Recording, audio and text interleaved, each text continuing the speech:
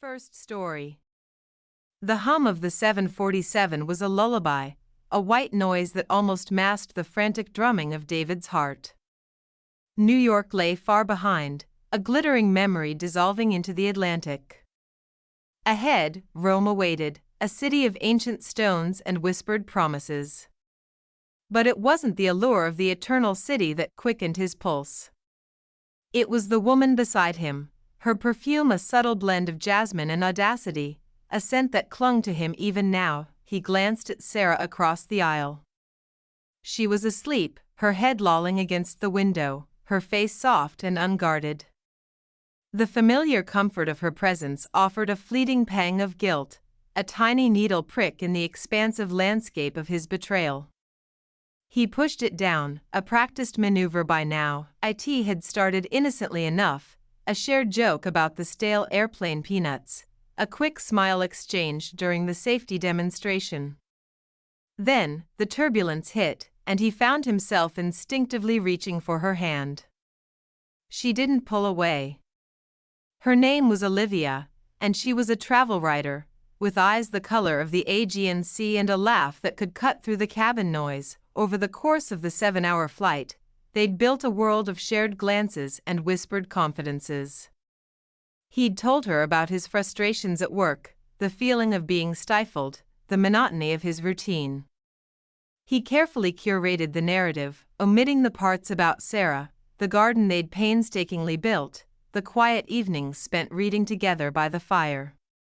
He presented himself as a man on the cusp of something, yearning for adventure, for a connection that resonated beyond the mundane. Olivia, in turn, had regaled him with tales of her travels, her stories painting vibrant pictures of far-flung corners of the globe.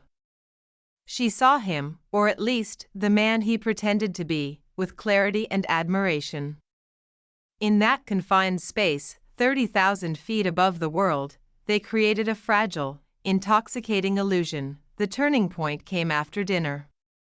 They'd both had a few glasses of wine.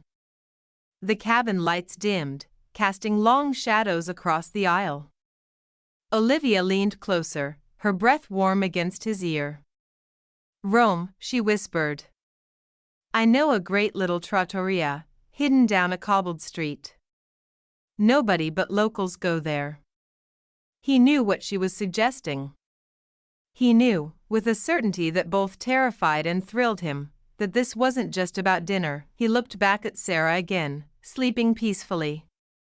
He thought of their anniversary next month, the trip they'd planned to the Amalfi Coast, just the two of them. Then, he looked back at Olivia, her eyes sparkling in the dim light, an invitation he couldn't refuse. "I'd love that," he said, his voice barely a whisper. The next few hours unfolded in a blur. He escorted Olivia off the plane, leaving Sarah slumbering, oblivious. He made fleeting excuses, mumbled something about needing to stretch his legs and grab a coffee. He knew it was cowardly, pathetic, but the lure of something new, something forbidden, was too strong to resist. He spent the next 3 days with Olivia. They walked through the Roman Forum, their hands brushing as they navigated the ancient ruins.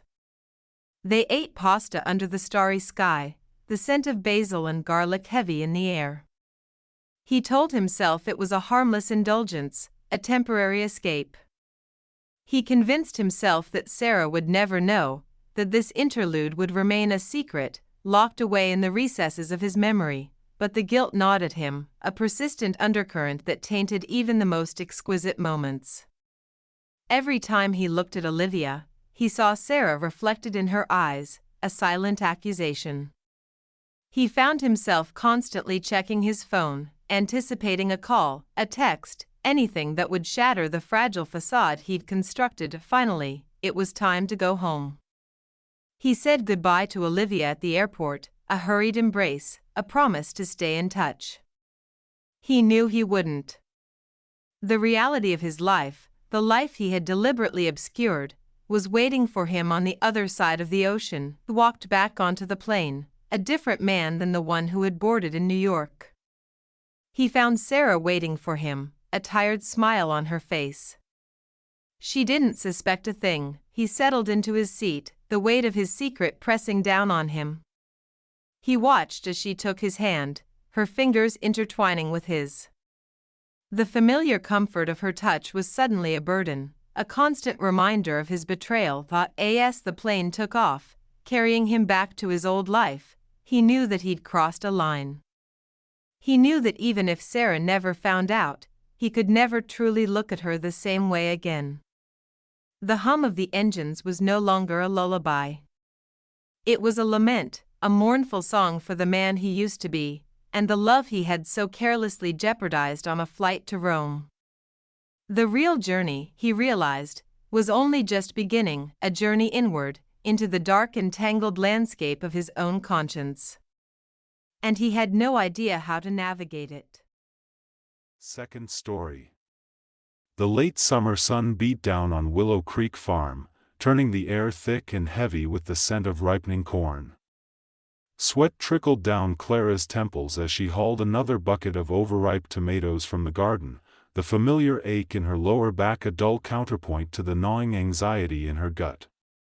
5 years of marriage, 5 years of tending this land with Mark, and the only crop she seemed to be cultivating was resentment. Mark was a good man, a hard-working man. He smelled of earth and honest labor. He loved her, that much she knew. But he was also predictable, set in his ways, and utterly oblivious to the slow, insidious erosion of her spirit. Their conversations had dwindled to discussions about yields and weather patterns.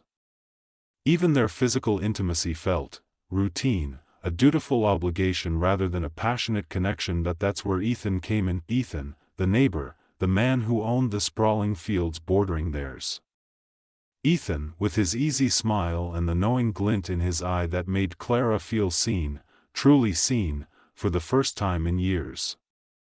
He'd stopped by a few weeks ago, ostensibly to borrow Mark's tractor, but the conversation lingered, filled with a comfortable camaraderie that quickly blossomed into something more.